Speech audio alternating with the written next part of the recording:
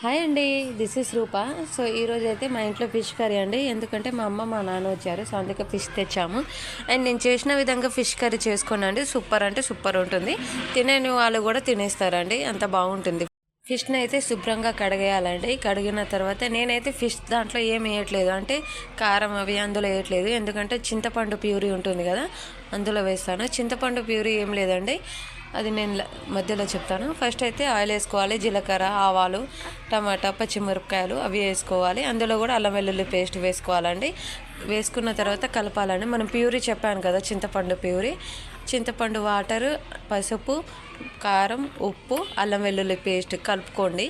కలుపుకున్న తర్వాత ఆ ప్యూరీ అనేది ఇప్పుడు మనం ఇందాక చేసాం కదా, అందులో కలుపుకోవాలి. కలుపుకున్న తర్వాత అది మరగనివ్వాలండి, బాగా ఉడకనివ్వాలి. ఉడికిన తర్వాత ఫిషెస్ ఉంటుంది కదా, ఫిషెస్ కూడా అందులో మనం వేయాలి. ఫిషెస్ కూడా బాగా ఉడికిన తర్వాత చేపల పులుసు అయితే ఈ విధంగా అయితే బాగుంటుందండి. మీరు కూడా ఈ విధంగా ఒకసారి ట్రై చేయండి. మీరు ట్రై చేసి నాకు ఒకసారి కామెంట్ చేయండి అండి, ఎందుకంటే నేను మీకే తెలుస్తుంది కదా ఎలా ఉంది ఏంటి అనేది. అండ్ వీడియో చూస్తున్నారు కదా, లైక్ చేయండి. Thank you for watching.